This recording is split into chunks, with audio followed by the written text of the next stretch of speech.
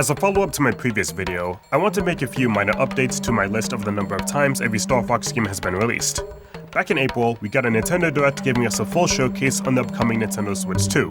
One of the things that this new console will give us is an expansion to the Nintendo Switch online library featuring GameCube games.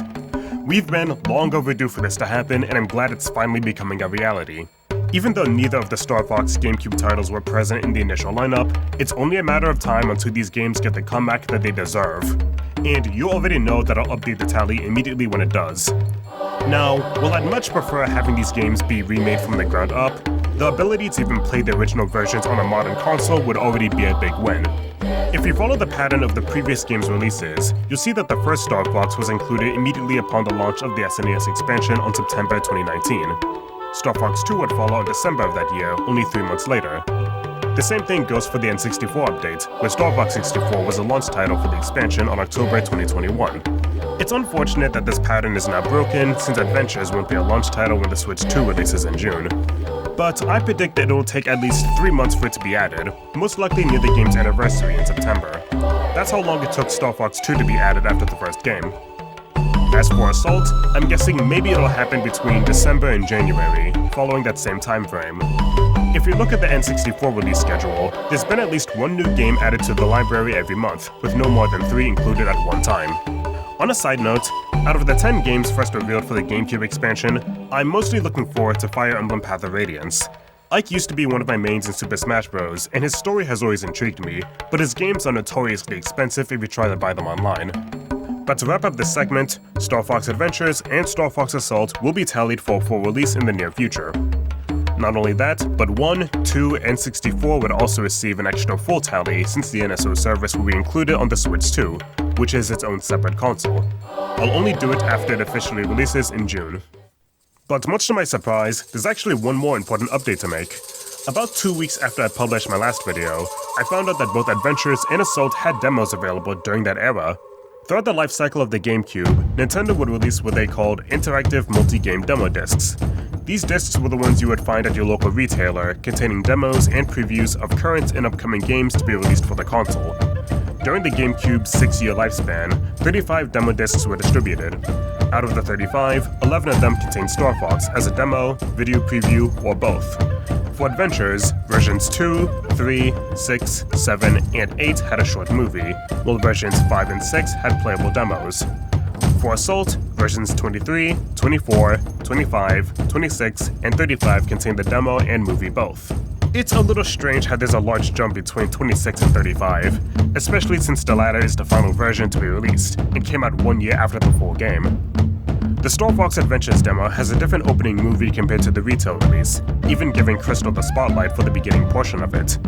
This movie is also used as the game's trailer for the EU versions of the demo discs. I was pleasantly surprised by this change, and I haven't seen any videos covering the difference before then. The demo has a 15-minute timer and 3 pre-selected save files for you to play through: Ice Mountain, R-Wing, and Thorntail Hollow. Ice Mountain has you play the entirety of that segment from when you first warp there to the end of the race between Fox and the Sharp Claws when rescuing Tricky. Win or lose, it still ends the same way.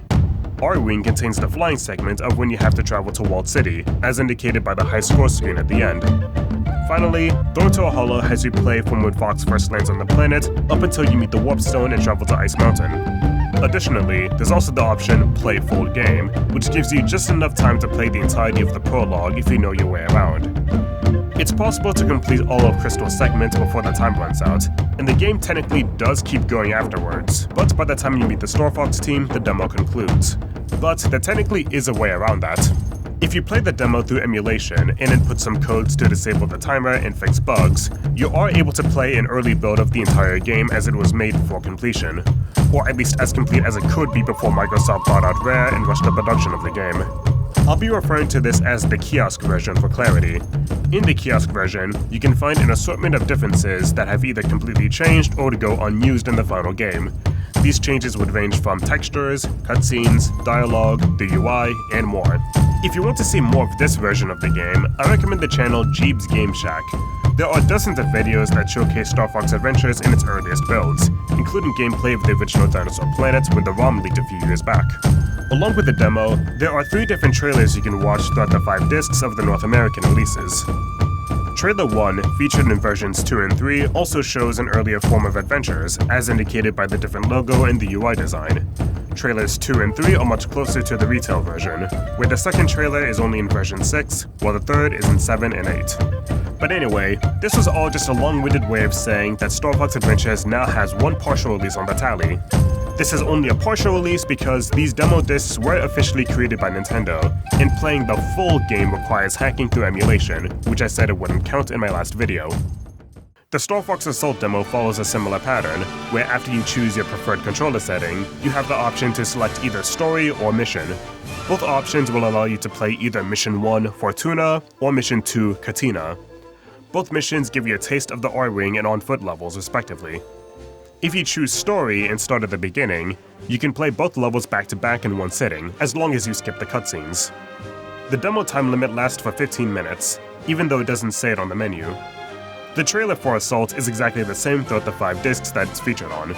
If you ever get to play this game, like when it will eventually come to the Switch 2, I strongly recommend 2-stick mode, since that's the closest for controls in modern shooters. Unless you're looking for a challenge and playing the game in a different manner, or if you simply want to know how the 3 controls compare with one another, you're better off not choosing 1-stick or R-Run. On a side note, in my experience first playing this game as an 8-year-old, I only ever played using 1-stick because this felt normal to me at the time, having no other experience in the shooter genre before then. Before I conclude this addendum, I have one last note to make. The interactive multi-game demo discs were distributed in North America, Europe, and Japan. Each version of every region has their own respective demos, movies, and future updates. But no matter how many repeats of a demo that was made for the different discs, I will only count this as a collective singular. Here's the updated tally count for the franchise so far. Even with this small boost in numbers, it still isn't even halfway to reaching 64's release count, and that's a shame.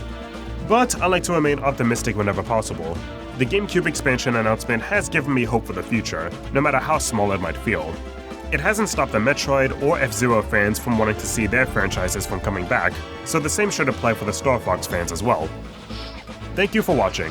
When I released my last video, I wanted to make sure I had it done before the Nintendo Direct revealed any new information that may inevitably outdate it.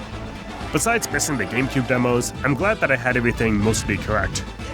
With a brand new console era coming right around the corner, the current tally count may be subject to change in the coming years. I'm just hoping there will be enough outcry to bring Star Fox back to justify adding more to the count. And now, if you'll excuse me, I'm going back to waiting for the Switch 2 pre-orders to open up again. But until next time, take it easy.